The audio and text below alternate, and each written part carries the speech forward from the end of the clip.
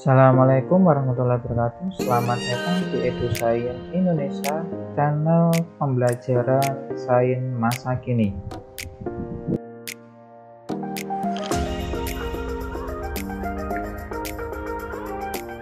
Pada video kali ini akan dijelaskan mengenai transkripsi, baik transkripsi pada prokariot maupun pada eukariot.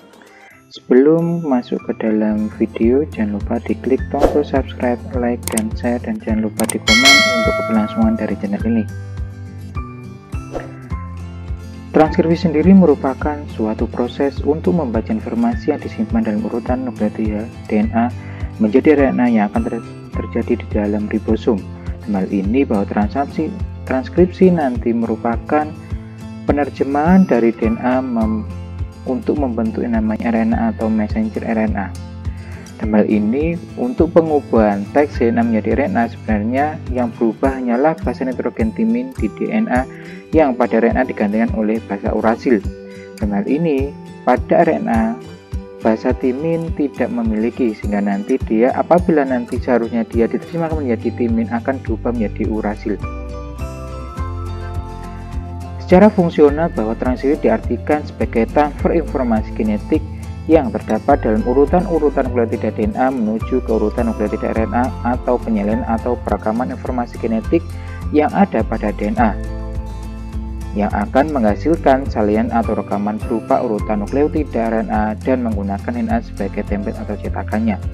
Dalam hal ini dapat digambarkan bahwa urutan-urutan DNA nanti pada saat transkripsi nanti akan diubah atau istilahnya diterjemahkan menjadi namanya RNA, sehingga nanti DNA dia sebagai yang namanya DNA template. Transkripsi sendiri nanti memiliki ciri-ciri kimiawi yang serupa dengan sintesis atau replikasi pada DNA. Dan hal ini dalam transkripsi nanti pasti adanya sumber basa nukleogen berupa nukleotida trifosfat. Ya. Jadi pada transkripsi nanti dia nanti akan memiliki nukleotida trifosfat berupa adenosin trifosfat, guanosin trifosfat, citidin trifosfat, dan uridin trifosfat. Ya. Jadi pada RNA nanti dia tidak memiliki namanya timin. Kemudian adanya untai molekul DNA sebagai cetakan sama. Jadi DNA nanti apabila pada DNA nanti dia adanya kerusakan pada ukuran nukleotida otomatis nanti pita dari RNA nanti juga akan berubah, ya, sehingga nanti unit DNA inilah mempunyai urutan basa yang komplementer yang disebut dengan pita antisense. Kemudian sebagai nanti ya DNA sebagai basa nanti dia sebagai pita sense. Adapun yang berlangsung sepertinya pada arah sintesis DNA, jadi sama antara RNA DNA nanti dia nanti berlangsung sintesis nanti sama, yaitu dimulai dari gugus 3 pada suatu nukleotida dengan gugus 5 trifosfat pada nukleotida berikutnya, sehingga nanti akan menghasilkan ikatan fosfodiester dengan membebaskan 2 atom trifosfat anorganik. Ya, jadi reaksi ini nanti akan jelas sama antara polimerase pada DNA. Ya. Kemudian apa sih yang berbeda antara DNA dan RNA itu sendiri? Ya, jadi perbedaannya nanti sama antara transkripsi dan transkripsi, nanti ada perbedaan sangat nyata ya di antara kedua enzim yang dipakai. Ya, jadi kalau pada enzimnya bahwa enzim RNA polimerase nanti untuk melakukan inisiasi sintesis RNA tanpa adanya molekul primer, tapi kalau pada replikasi dia nanti membutuhkan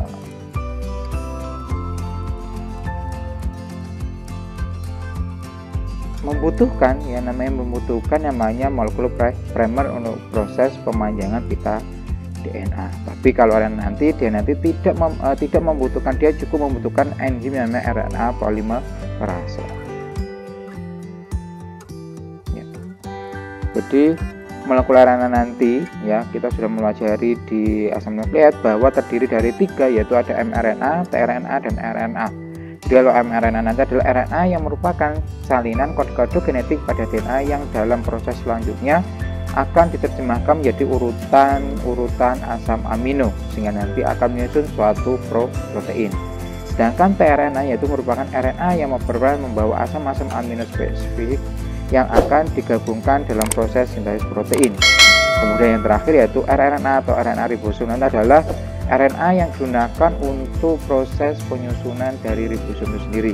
Dengan nanti rRNA nanti dia tuh banyak terletak pada yang namanya ribosom atau menempel pada ribosom.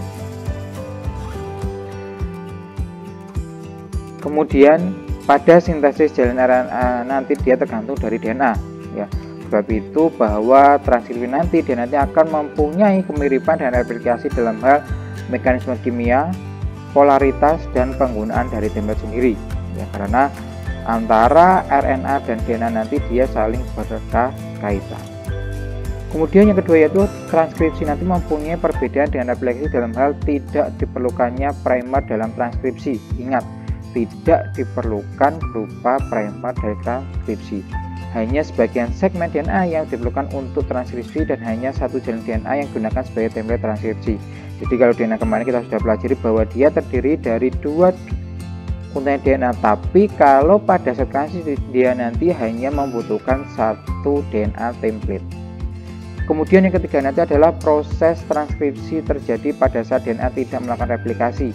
Jadi kalau transkripsi nanti dia nanti replikasi sudah selesai baru nanti transkripsi akan berjalan. Kemudian keempat nanti adalah transkripsi selalu memerlukan DNA sebagai template.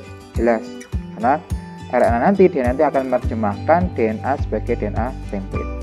Kemudian yang keempat yaitu arah sintesis RNA nanti sama ya, sama-sama dimulai dari ujung 5 aksen.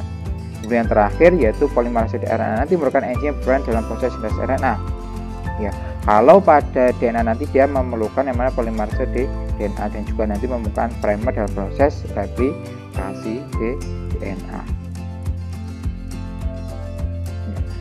Jadi urutan DNA nanti pada masing-masing jalin nanti yang polimerase nanti adalah berbeda. Ya. Jadi nanti merupakan template untuk sintesis RNA disebut sebagai jalan template atau jalan minus. Ya. Jadi walaupun dia nanti sama-sama di 5 tapi mekanisme antara RNA dan antara replikasi dan transkripsi nanti dia akan berbeda.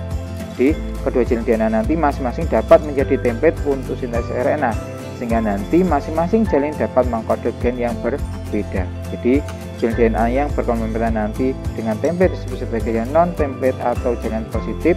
Sedangkan jalinan non-template mempunyai urutan nukleotida yang sama dengan jalan DNA RNA ya, DNA RNA nanti tentunya kecuali pada uracil akan menamati basa ini. Jadi jalan non-template nanti disebut juga jalan pengkode musim tidak mempunyai fungsi secara langsung baik pada transkripsi maupun pada translasi. Ya, jadi dapat digambarkan bahwa proses dari transkripsi dari sebuah DNA template ya, jadi DNA template nanti adalah dia karena DNA di sini kan dapat digambarkan dua, dapat digambarkan menjadi di sini kan dua untai DNA ya, dua strain ya, jadi nanti dia yang dijadikan sebagai template adalah dia yang memiliki ujung 3 ke ujung 5 karena pada sintesis RNA nanti dia dimulai dari ujung 5 ke 3. Jadi yang disebut sebagai template dan nanti dia sebagai ada yang disebut dengan non template. Jadi yang diterjemahkan nanti adalah bagian yang ujung 3 ke 5 dan dimulai dari ujung 5 ke 3. Nah, apa saja sih komponen utama dalam proses transkripsi? Yang pertama ini jelas, dan nanti adalah berupa DNA. DNA sebagai bahan dalam proses transkripsi. Kemudian enzim RNA polimerase dan juga adalah ada faktor transkripsi dan yang terakhir adalah energi. Jadi ada 4 komponen utama dalam proses transkripsi. Jadi mulai dari DNA sebagai template, kemudian RNA polimerase sebagai proses nanti untuk elongasi, faktor transkripsi dan energi. Kemudian untuk mekanismenya sama ya, masih sama yaitu adanya inisiasi, elongasi dan terminasi. Oke, yang pertama yaitu berupa inisiasi sendiri, yaitu inisiasi nanti apabila RNA polimerase nanti melekat pada promotor DNA ya atau pita ganda sehingga nanti menyebabkan pita ganda terpisah dan sel mRNA dimulai. Kemudian kedua nanti ada elongasi. Elongasi nanti yaitu dimulai dengan mRNA atau messenger RNA nanti memanjang sejalan dengan enzim RNA polimerase yang bergerak sepanjang pita DNA. Kemudian yang ketiga nanti adalah dia terminasi, yaitu mRNA nanti dilepaskan dari dan enzim RNA polimerase lepas dari pita DNA sehingga nanti akan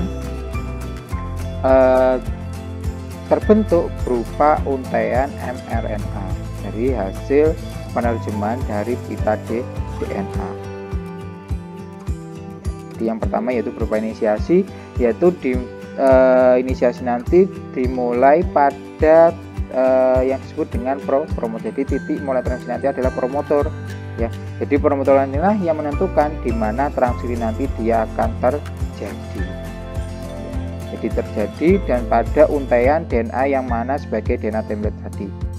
Sehingga nanti selain itu juga nanti selain ada promotor nanti juga akan berperan sebagai pengikatan RNA polimerase. Jadi awal mula dari yang namanya titik mulai transisi ini disebut sebagai promotor. Jadi pada promotor pada eukaryot nanti berbeda antara prokaryotik sama eukaryot. Jadi kalau pada eukaryot nanti adalah dia sebuah kotak yang disebut dengan tata atau tata box, yaitu berupa nukleotida yang mengandung sekuen timin adenosin adenosin. Kemudian agar molekul DNA nanti dapat digunakan sebagai cetakan dalam jenis RNA, kedua untaian nanti harus dipisahkan satu sama lain di tempat-tempat terjadinya penambahan basa pada RNA. Sehingga nanti adanya penambahan basa selesai nanti dilakukan, kedua untaian nanti segera menyatu kembali. Di pemisahan kedua DNA nanti pertama kali nanti terjadi di suatu tempat tertentu yang merupakan tempat pengikatan dari enzim RNA polimerase pada sisi 5 atau upstream ya, dari urutan basa penyadi atau gen yang akan ditranskripsikan. Jadi tempat tersebut nanti disebut sebagai promotor. Jadi titik awal dari proses transkripsi disebut sebagai promotor atau promoter ya. Jadi pada inisiasi nanti dia akan memiliki beberapa protein pada kompleks DNA itu sendiri. Jadi setelah itu barulah RNA polimerase nanti melekat pada promotor dan memulai inisiasi dengan membuka kedua untai DNA dan enzim ini nanti mulai menjadi seperti untai cetakan. Jadi kalau dia nanti promotor sudah siap, baru nanti RNA polimerase nanti akan menempel pada DNA template sehingga nanti DNA template nanti dia akan membuka. Jadi bisa digambarkan bahwa ada promotor, kemudian RNA polimerase nanti dia melekat ya atau terikat, dia nanti akan terikat pada suatu tempat di dekat promotor yang dinamakan sebagai awal polimerase atau tampak inisiasi atau inisiasi sheet ya. Di tempat ini nanti sering dinyatakan sebagai posisi +1 untuk gen yang akan ditranskripsi. Jadi nukleotida trifosfat nanti pertama akan diletakkan di tapak inisiasi dan RNA pun segera dimulai. Jadi setelah nanti promotor ya, ada promotor, kemudian RNA polimerase nanti dia melekat pada bagian promotor atau bagian +1 nanti, baru nanti proses transkripsi nanti dia akan terjadi ya. Jadi inilah perbedaan antara promotor pada eukaryot maupun pada prokaryot. Jadi kalau eukaryot nanti dia nanti ada namanya tata box ya, jadi sama-sama tata box tapi dia nanti pada bagian presentnya dia nanti beda. Jadi kalau pada prokaryot nanti adalah pada region -35, kalau pada eukaryot nanti adalah dia -75, disebut dengan CAT box. Jadi sebelum ada promotor nanti dia ada namanya CAT box itu sendiri. Kemudian mekanisme yang kedua yaitu berupa elongasi. Jadi pada elongasi nanti adalah apabila RNA polimerase nanti membuka ikatan ganda. Jadi fungsi dari RNA polimerase nanti dia nanti akan membuka ikatan ganda pada DNA. Jadi sekitar 10-20 basa pada pembukaan yang pertama tadi. Kemudian RNA polimerase nanti dia akan merangkaikan nukleotida dan nukleotida RNA sesuai dengan pasangan basa DNA yang terdapat pada pita DNA. Jadi RNA polimerase nanti dia nanti akan mengaitkan antara nukleotida yang ada pada RNA dengan menerjemahkan pada bahasa DNA, sehingga nanti akan muncul urutan-urutan dari bahasa nitrogen yang ada pada RNA. Kemudian RNA polimerase nanti dia nanti juga akan menambahkan nukleotida dan nukleotida RNA pada ujung 3 dari mRNA yang terbentuk. Ya, nanti setelah RNA polimerase merangkaikan nukleotida RNA, ikatan ganda DNA ini segera terbentuk kembali dan mRNA nanti keluar dari linitan DNA template. Ya, jadi adanya pengikatan enzim RNA polimerase nanti beserta kofaktor nanti pada untaian DNA nanti akan membentuk namanya kompleks transkripsi. Jadi selama sintesis RNA nanti berlangsung, kompleks transkripsi nanti akan bergeser di sepanjang molekul DNA cetakan, sehingga nanti nukleotida akan ditambahkan kepada untaian RNA yang sedang diperpanjang pada ujung 3. Jadi untuk pembacaan nanti dia dimulai dari ujung 5 ke 3 ya. Elongasi dan polimerase nanti dia dimulai dari 5 ke 3, sementara nanti RNA polimerase nanti dia nanti bergerak dari ujung 3 ke 5 di sepanjang untai RNA cetakan atau DNA template. Kemudian mekanisme setelah nanti elongasi atau mekanisme terakhir yaitu berupa terminasi. Jadi saat polimerase nanti sudah berlangsung, penambahan nukleotida nanti RNA polimerase nanti akan mentranskripsinya poliadenosine atau adenosin urasil atau adenosin pada pre-rMNA, sehingga nanti dapat menyebabkan RNA polimerase nanti memotong pada bagian itu dan pre-rMNA nanti akan terlepas. Jadi bagaimana sih pemrosesan dari ujung RNA nanti? Jadi pemrosesan nanti adalah pada saat pengubahan ujung pre-rMNA dengan penambahan tudung 5 asen dan ekor poli A. Ya, jadi pada terminasi juga nanti akan ada namanya yaitu penyambungan RNA atau RNA splicing, yaitu berupa pre-rMNA yang sudah tadi diterjemahkan pada DNA nanti akan memiliki bagian intron dan ekson. Ya, jadi pada bagian intron nanti akan dipotong dan dibuang. Jadi intron-intron yang ada pada mRNA nanti dia akan dipotong, sedangkan pada ekson nanti digabungkan. Jadi akhirnya menyambungkan ekson disebut sebagai small nuclear ribonuclear. Kemudian small nuclear ribonuclear nanti akan membentuk kompleks molekul bersama protein lain yang disebut dengan splicing. Jadi splicing nanti dia akan berpasangan dengan nukleotida di samping intron. Jadi splicing nanti dia akan memotong pre-rMNA dan melepaskan intron dan menggabungkan ekson pada saat yang bersamaan. Jadi splicing ini kemudian akan membubarkan diri dan melepaskan dari RNA apabila nanti pita dari RNA nanti dia sudah terbentuk. Ya, jadi pada saat terminasi nanti jika ada namanya terminasi bebas, yaitu nanti dia akan terbentuk rantai RNA dengan bentuk hairpin atau stem and loop yang kaya akan guanin sitosin pada stem dan U pada bagian loop.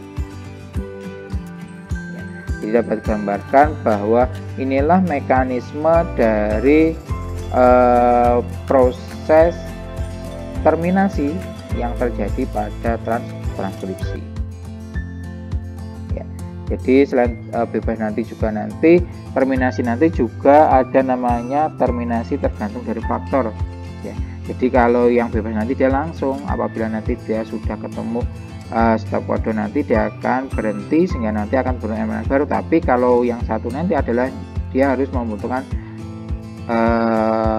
faktor dulu atau kofaktor. Jadi pada terminasi nanti ada beberapa nanti memerlukan protein Rho dengan berat molekul dan membentuk hexamer yang menempel pada single strand RNA sepanjang 72 pasangan basa. Ya. Jadi setiap subunit protein Rho nanti dia nanti akan ditempel atau menempel pada 12 nukleotida. Kemudian adanya aktivitas ATPase nanti protein Rho nanti akan memungkinkan protein Rho bergerak sepanjang hibrid DNA RNA nanti dengan jalan menarik RNA menjadi kompleks dari transkripsi. Ya, jadi adanya protein oro nanti ya, dia nanti juga sebagai pengendali ya, pengendali dalam proses terminasi. Ya. Kemudian bagaimana faktor transkripsi sendiri? Jadi pada proses transkripsi nanti dilakukan oleh RNA polimerase sehingga nanti akan membentuk enzim lain untuk menghasilkan transkripsi. Jadi faktor inilah yang berhubungan langsung dengan RNA polimerase atau dengan aparat transkripsi yang sebenarnya. Ya. Jadi ada beberapa protein nanti yang disebut yang dinamakan dengan faktor transkripsi. Jadi fungsi dari transkripsi nanti ya, faktor transkripsi nanti adalah dia mengikat dari RNA polimerase sehingga nanti dia tidak berubah-ubah. Kemudian mengikat faktor transkripsi lain dan juga nanti ada mengikat urutan DNA pada cis dan cis acting itu sendiri. Jadi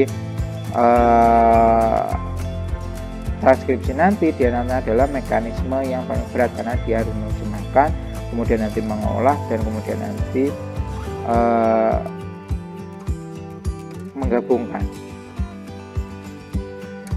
Ya, dapat dikatakan yang pertama nanti dia ada promotor nanti baru ditempel dengan RNA polimerase nanti kalau siap nanti juga akan mengalami pemanjang. Jadi kalau sudah memanjang sudah ketemu dari terminasi ya, otomatis nanti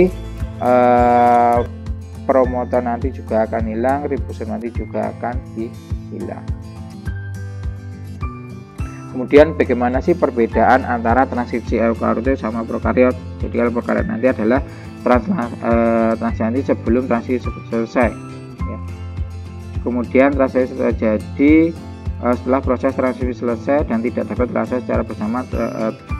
Jadi transkripsi pada ukuran nanti dia nanti harus berhenti dulu. Ya, nanti proses transkripsi pasca transkripsi nanti dia akan terbentuk. Kemudian proses transkripsi atau translasi terjadi di sitoplasma ya, karena pada ukuran nanti dia tidak memiliki membran inti, sedangkan pada ukuran nanti proses transkripsi nanti terjadi di dalam inti sel ya. Di translasi nanti terjadi di sitoplasma karena terdapat membran yang membatasi keduanya. Kemudian selanjutnya nanti adalah kalau dilihat dari gen prokariot nanti dia nanti ada promotornya. Kemudian nanti ada dia mengendalikan transkripsi terletak pada ujung 5. Kemudian struktural nanti dia terletak di layer promoter mengandung urutan DNA yang akan ditranskripsikan. Kemudian pada terminator nanti dia akan memberi sinyal pada RNA polimerase untuk menghentikan transkripsi. Ya. Jadi pada saat proses transkripsi nanti ya, dia nanti akan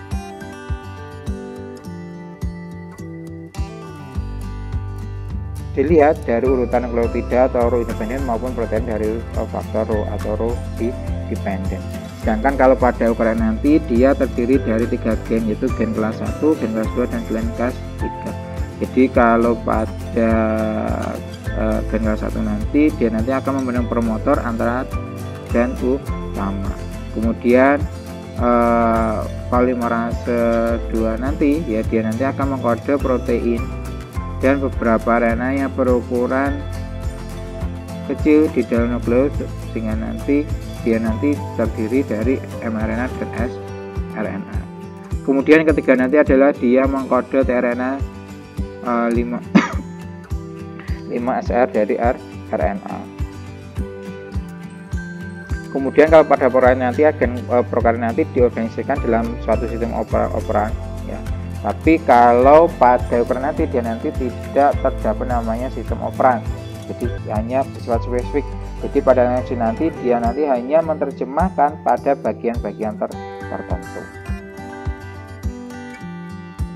Kemudian kalau prokariot nanti dia tidak terjadi splicing, tapi prokariot nanti dia splicing karena nanti dalam satu strain mRNA nanti ya RNA nanti yang dia akan diterjemahkan terdapat intron dan exon berselang-seling. Kemudian selanjutnya yaitu tidak terjadi proses capping dan polyadenylasi. Jadi ini hasil sintesis dari RNA polimerase nanti dapat langsung melanjutkan dari proses transkripsi. Oke, demikianlah video penjelasan dari transkripsi. Jangan lupa diklik tombol subscribe, like, dan share, dan juga komen. untuk keberlangsungan dari channel ini. Terima kasih atas perhatiannya. Sampai bertemu pada video berikutnya. Salam EduScience Indonesia.